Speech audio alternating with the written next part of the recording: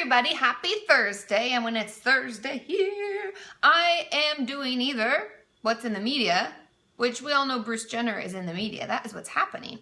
And I don't even know if she has said what the name that she wants us to call us. You can let me know below. But I am doing some FAQ action. So, and it's really hot here today. That's why I'm wearing like a summer dress and my hair is up, because it's warm in Los Angeles today. And I have a journal topic thanks to Dancing in the Darkness. So thank you so much for sending that to me. So let's get started. My first question says, hey Katie, I am just wondering what I can do to help myself being stuck in a heavy cycle of rumination. Rumination, for those of you who don't know, is when you just think things over and over and over and you just keep thinking about something. I have OCD, and recently I've been ruminating a lot over past events in which I had intrusive thoughts enter my dreams. And even though these events were a while ago, my mind is convincing me that I'm an evil, disgusting person, and I cannot stop ruminating badly and thinking it is really hard to deal, and it can even impact my performance. Sorry, that there was a little confusion in the verbiage there. It's impacting my performance in college. I struggle with heavy amounts of guilt around the whole thing, so much so that it's crippling.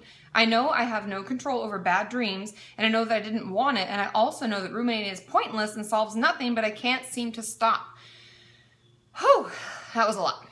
Now, I want to talk about this because I know many of you have told me that you struggle with rumination, and it can be due to OCD, it can be due to generalized anxiety disorder, it can be due to our eating disorder, it can be a lot of different things. And the important thing to remember is that we can in fact get out of it. Therapy is the number one first thing I would recommend. And a lot of that would be like CBT-like therapy things where you talk back to the voice or you argue against it. You keep track of your thoughts. You see if there's facts that, disprove those thoughts or beliefs, and you write those down. There are a lot of different things. And I put new worksheets actually on my website under free resources worksheets. And there are, I think, 3 or 4 for CBT. So if you're wondering, like, thought record, what is that? I've got a worksheet for it. So I would check that out, because keeping track of it, arguing back, talking with someone about it can really, really help. And I find that causes those urges to ruminate to slowly go down. However, for many, and I even have a couple clients right now that are really struggling with this, that's just not enough.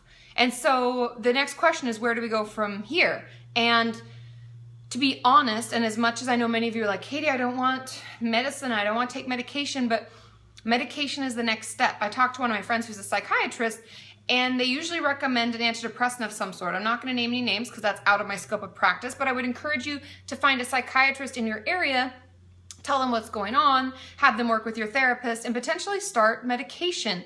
And that's not something that we stay on forever. It's not like, oh my God, I'm on medication, that's just my life, and that's just what I'm doing. It's more about getting the thoughts to stop for a certain amount of time so that you can work on arguing back and making them slow and start using different tools to manage the rumination. And some people can't sleep because they're ruminating so much and can't focus in school. It's very common. And so we want to get that under control so it doesn't negatively affect other parts of our life and keep kind of growing and growing till we feel like we can't get out of our house and we can't do anything, can't even communicate with our friends because our thoughts are just going all the time. And so that would be my advice about what to do if you really struggle with ruminating thoughts. Number 1, finding a therapist and working on that. I have some worksheets on my website to get you started. It doesn't have to be anybody who necessarily specializes in CBT or anything like that, but that's usually the tools that are used most for this kind of thing, for anxiety disorders.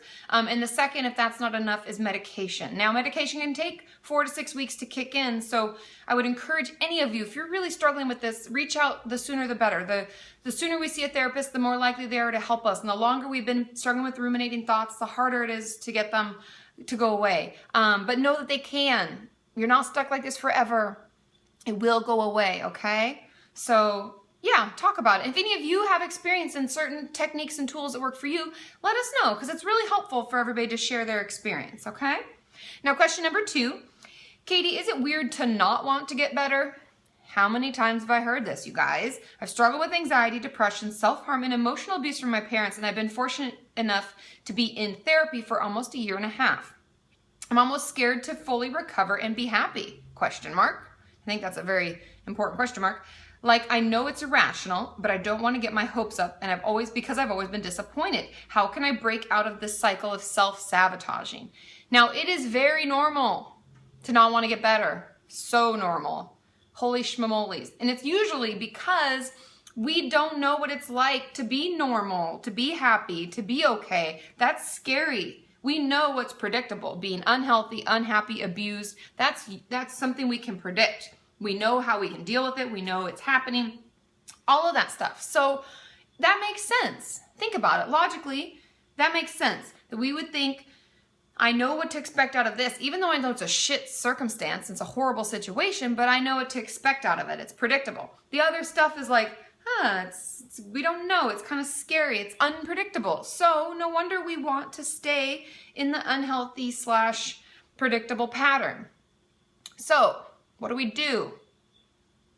We talk to our therapist. We journal about it. What is it that's so scary about not being sick? Is it because we don't know who we are? We don't know what we're about? We don't know what we would be about if we didn't have all of this? Those are usually the first and most common ones that come up. Well, who am I if I'm not the sick one in the family, or I'm not the one who needs to see a therapist all the time? If I'm not having mental illness, who am I? What am I? What am I doing with my life? And all of those other questions come up. And so while we're working on a recovery, I would encourage you to journal about it. Think about it. What is it that you do like? What are things you don't like? What are some things in your life that have kind of shown you a little bit about who you are? And maybe we don't know anything and we're starting from scratch, but isn't that awesome? We're learning about ourselves. We're going to start from scratch. We're going to figure it out. And so I would take your time with it, but a lot of it is work with your therapist and your work on your own, kind of the self-discovery, asking yourself the questions like, why is it so scary? What is so scary about this and me not being the sick one and me recovering? What does that mean about me? What am I afraid of? Because it's usually all that just holds us in the sickness because it's predictable, it's comfortable, we know what it is. But we also know how shitty it gets. And wouldn't it be awesome if we didn't have to feel shitty anymore? So focus on that while you think about why is it that you're so scared to recover and be the wonderful and amazing you? Why is that?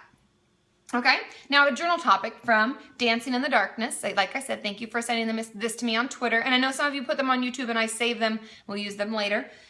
And it says, are you ready? It's better to lose count while counting your blessings than to lose your blessings counting your struggles. I love that. Because often we get wrapped up in the stressful bits, the icky bits, the things we're worried about and the things that we don't understand versus paying attention and really focusing on all the blessings that we have. What are some things that are great in your life right now? What things are going your way? I heard from many of you on Facebook when I asked you how your day was going and what's going on. A lot of you said, well, some of this stuff is as bad as happening, but this happened and this happened. I had this next job interview. I did well on my test, whatever it is, and I know it's getting better. Or I felt the urges and I fought them and I'm 6 months clean or 5 days clean or whatever. Focus on those blessings. Pay attention. Make a list. Add to that list and read it every day because reminding ourselves of all the wonderful blessings that we have can make all that shitty garbage we have to deal with not seem as important, right? I love you all. I'll see you on Monday. Have a good one. Bye.